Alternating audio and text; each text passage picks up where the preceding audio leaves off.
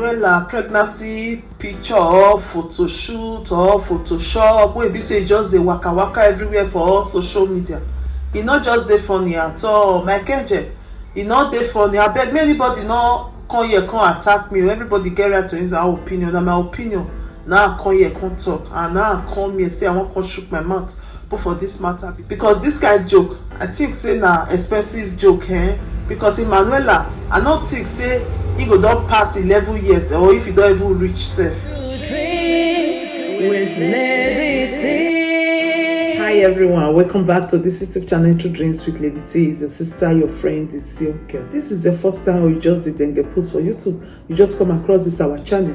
Please consider to hit the subscribe button, click on the notification bell so you will know anytime I post video. Yeah, thank you so much for coming around again and God bless you. For this our channel na tori, now we dey talk and na pidgin English we dey talk our tori for today's story. Today matter, I want to talk about popular comedian Emmanuela and Mark Angel. Mark Angel na dey carry Emmanuela along. Mark Angel don first open YouTube, try to do one or two things, but e be like say e no really blow. But immediately Emmanuela just come join her. They just dey do the comedy show together. The channel just come blow. Emmanuela now dey see for years, so for people wey don't know Emmanuela, but I sure say nobody wey no go know Emmanuela because she dey very popular. And their show na very interesting show wey be say e dey make person dey laugh, e dey give person joy. And small pikin fit watch their show, big person, adults fit watch their show because it dey interesting. Even my children dey watch her, my sister children, my friends, people wey me know around me, they watch Emmanuela show well. Recent now I come see say her picture just dey fly for everywhere, all over social media with pregnancy. I can't dey imagine say wetin come be all this one now. Why they come dey put Emmanuela pregnant picture for everywhere? Wetin dey happen? She really dey pregnant, but this girl wey me know na small pikin. How come she can't take get belle like this? I begin dey see and dey fly. Now they even get one way I even still see. They say Mackenzie now I give her belle. I can't say sure this matter don strong like this. Emmanuela get belle. I can't try to go deeper to know wetin really dey happen. I can't go Mackenzie page, their major page where people know them well, when be millions of subscribers. I don't see anything for there. I see wetin dey happen. I can't go the way they still open when they call Emmanuela comedy. I can't see the picture for there. They put and say they just put her for the front page. I don't see any real video of Emmanuela pregnancy. Then e not take again because I subscribe to them. E not take again. I see say another message just still come again, another video. They say pregnancy with Emmanuela again. I could they say wetin dey happen now?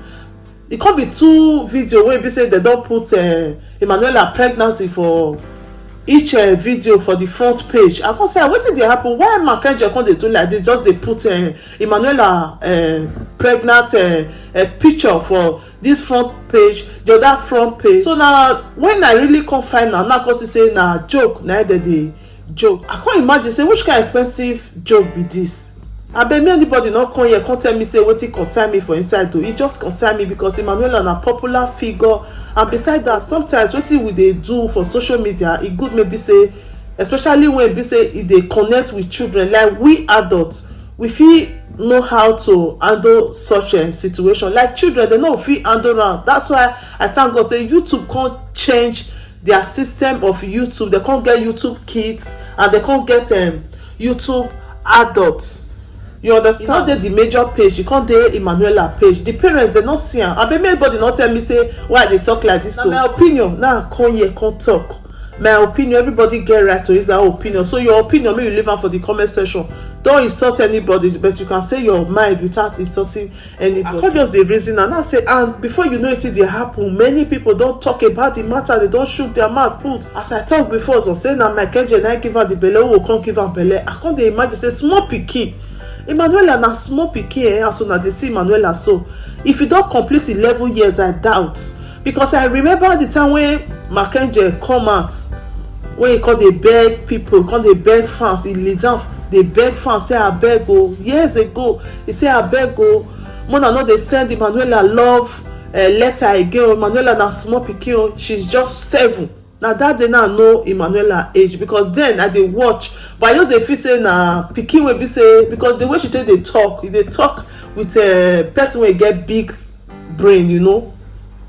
So me I just come think say maybe she don mature, just that maybe she no dey grow. Not until when Mark Angel come talk his age that day, say her age na 7 years na she dey, that make dem no dey send her love letter again. Na there I come understand say even with my pikin sef na the same age, because I still get pikin wey dey 7 at that time, you know. So I can't just use that my pikin age till they follow up with Emmanuela, say they be of the same age, or anytime I just watch her, I just go remember say they be the same age with this my pikin. So I no imagine say Emmanuela, if she don't complete 11, I doubt maybe she go dey exactly 11 now. You go remain small, make complete 11, but you go dey 10.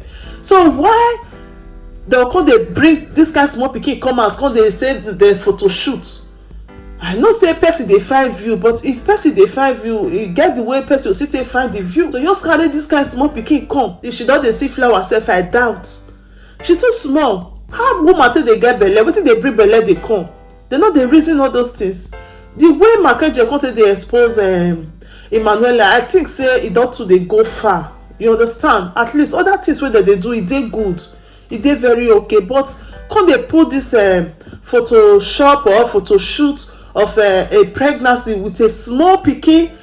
For me, I feel say that joke is too dey expensive. I'm not sure say na Emmanuela go even bring such idea, say make they do this kind of thing. No, whoever bring the idea or come they post such thing, therefore not allow. It's not really good. And they do the first one, it's not still reach.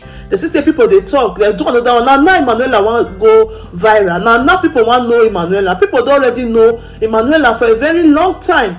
So not be now people want know her. When we say they come they use her, they do all this caricature. For me, na caricature. Me is unfair. You just want to destroy Emmanuela enemy life, not be alive, because just a little girl, it's too much for her to even come they do like this. They design herself with a pregnancy. She too small. Other Oyibo people wey be say their children they do comedy like Emmanuela, I don't ever think say they go ever come force pregnancy with their own pikin. People talk anything concerning the pregnancy, or she use her heart say na joke, and I just take am put her as the front page.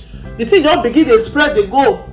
If you not come listen to the video well, you not gonna say this pikin na joke that they use how they do, or they use and do photo shoot or Photoshop. Sometimes when they talk say power dey our tongue, not only our tongue, even our hearting. Power dey. Una no dey see Nollywood people when they heart, wey be say see wetin dey happen to them these days. Person wey never die, they don carry am put for coffee. Person wey never die, he don sleep graveyard because of him. Una no dey see the kind temptation wey dey worry. Don't know angel wey dey blow, dey pass, dey blow, dey come.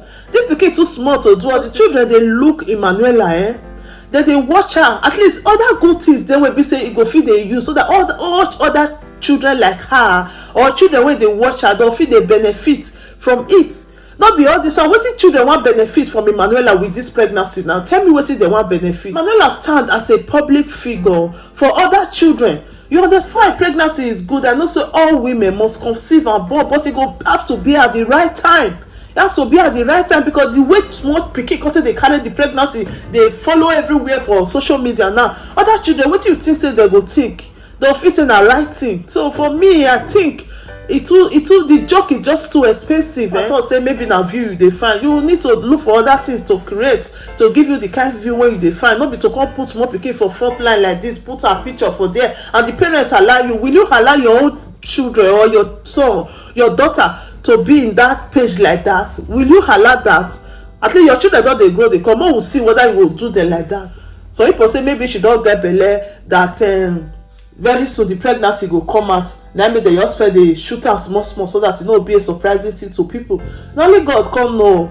But if I thought say she never even get that belle, this acting thing, this photo shoot, anybody wey do am, e no mean well for Emmanuela, and the parents therefore no even allow am because of money. You just allow your pikin dey carry all this kind name dey go. And for me, I don't know. Well, make this video not too long. I'll stop this video for here. Thank you so much for watching. Please, you can leave your opinion down there. Your opinion is very, very important. Thank you so much. I remember your sister, your friend, your girl, your picky. Anyone you call me, I did there for you through Dreams Bright Life with Lady T. See you on our next video. Ciao, ciao. If there is anything that is bothering you, my friend, please say it so others will learn. Bring it to True Dreams with Lady T, and God will be your strength. Bring it to True Dreams.